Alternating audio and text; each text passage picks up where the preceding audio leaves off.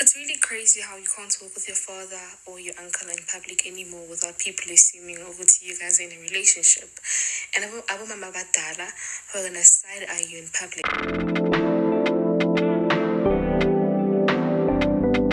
It's really crazy how you can't talk with your father or your uncle in public anymore without people assuming over to you guys are in a relationship.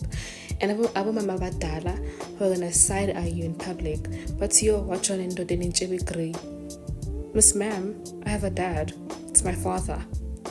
And again, my dad and I hold hands in public. I'm his little girl. I'm his baby girl. So obviously, when I'm in public,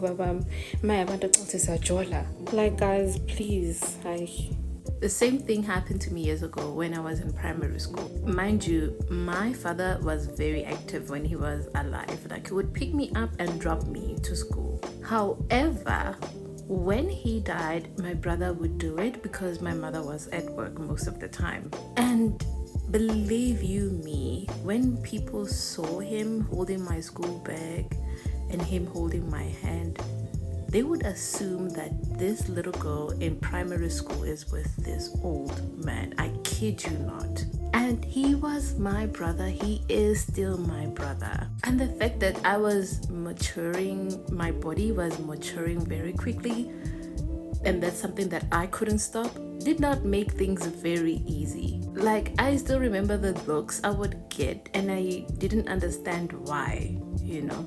I remember one time also in the taxi, this woman saying, Banaba, babanyani babojola bakalabi.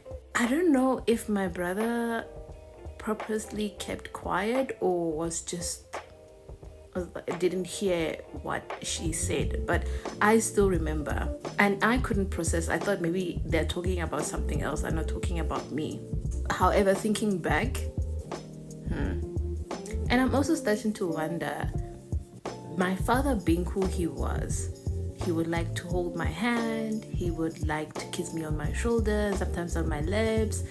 Like, my father would bathe me actually. He would feed me, he did everything. Like, he changed my nappies. Like, my father was very active, you know. Like, now growing up, I'm thinking, people would assume this man is my lover, because I know that my father's personality would have never changed towards his kids, whether it was for me or my brother or my other sisters. It would have been the same. And it also stems from the fact that the men that we talk about, that we come against, that the other community of men think that we are talking about, we're not even addressing them. We are talking about such men who prey on little girls, who give an image, a bad image towards fathers, uncles, and brothers. Genuine sibling love, genuine fatherly love, genuine uncle love is being tainted by these men who prey on little girls or prey on women. And the fact that people do not even want to talk about this is weird. And men do not want to address this is also even more weird. And when we do it, as Tanya Matot, we hate men. This is what we're talking about. I would like to expand on this idea of being a good man / nice man. You being a present father is your responsibility. You chose to have unprotected sex. You produced an offspring from that interaction. Therefore, that is your responsibility. I should not shake your hand because you bought nappies, because you took me to the game, because you went to my parents' meeting. Things of sort. You should do them. You are the parent. The problem is this: many black men are still children upstairs. They still lack parental love. They still search for parental love while parenting younger kids. And they expect their kids to raise them instead of them raising their kids. I know I speak so heavenly about my father and how much I love him, not just on social media, but even to people that know me personally. To go as far as to claim that my father was an amazing man to my mother because he took care of me, I don't know. I know him as a parent. I I may not know the insides and out of my parents' relationship, marriage, but I do know that he was good to me as a father. Many of these black men are not even aware that they are repeating patterns which they were done to them by their own parents. And also remembering that men are so logical, hence they call us emotional, because when we think as women, we use our logic with our emotions. That clouds our logical thinking, because we are humans, we have logic, we can think, all of us. Men having their logic linked to their ego makes them fear accountability, fear facing themselves, fear criticizing themselves. Men don't like to be criticized. Men want us to be thankful for what they do. They want us to say thank you for bringing bread, thank you for thank you, oh, you're the king. Or they want us to stroke their ego, because their ego is linked to their logical thinking, and they hardly apply emotions because they link that with women. Linking that with women also destroys their feminine side, which allows them to cater to their children, to their wives, which is something South Africa is best at doing, destroying women. So why would he want to be a good man? Why would he want to be a nice man when majority of the time his social circle of men, even those that don't know him personally, would hold him accountable that he is being weak? If you listen to a lot of men, they literally just tell on themselves. They literally tell you what they think about children, women, and the society at large. And they don't want this criticism that we do on them. This is why they can call us out instead of calling out the men who prey on little girls, who prey on women. Because mostly women, also the society, is disadvantaged to women. Knowing that most of these men know that these girls who lack parents, whether from a mother or father, are financially disadvantaged. So it's easier to manipulate a girl like that and be in a relationship with her. And when we call you out on that, you look into yourself, because you as a man being logic and your logic linked to your ego, you know you're capable of doing the same thing. You know that you probably did it, or you're still doing it. So if you hold that man accountable, that means that you should hold yourself accountable. That means that we're talking about you also.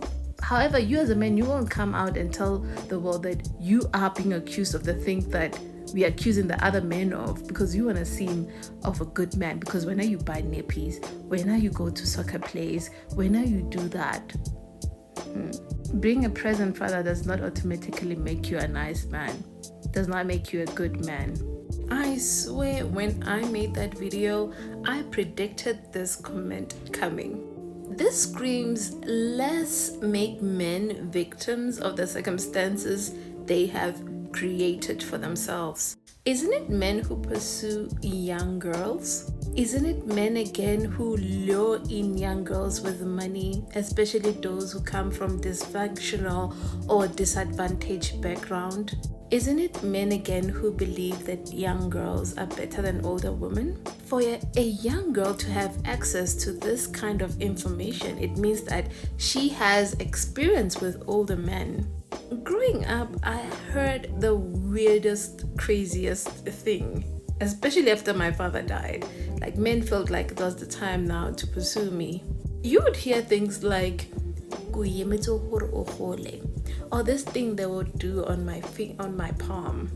I don't know what that means.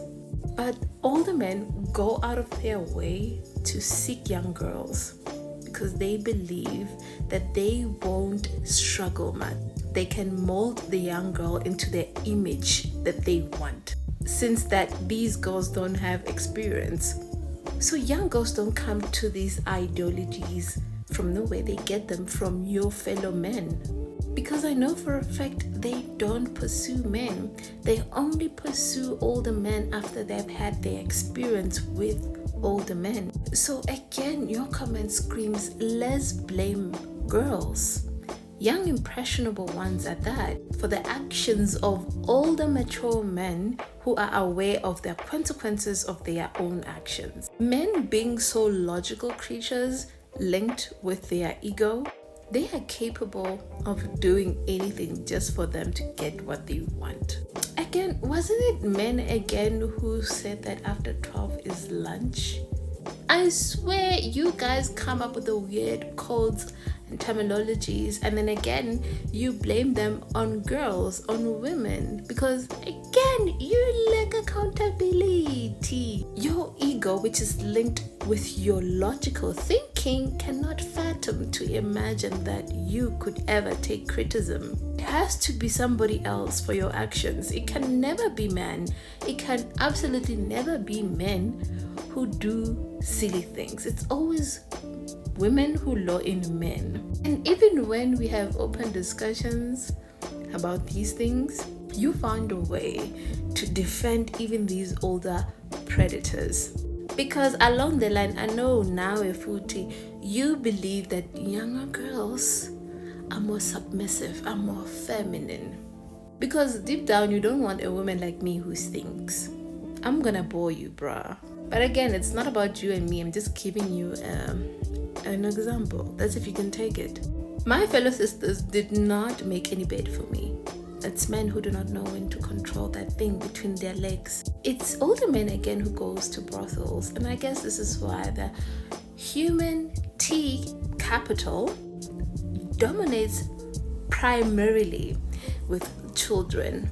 Did you know that in Cape Town, these wine farms, they have something called the sex tourism, which is so easy for them, these foreigners, to come in and sleep with young girls. It's so easy to access a young girl, not just Cape Town, but also the major ports like Johannesburg, Durban, PE. You want to blame young girls for the actions of men? Do better, Batum. Do better.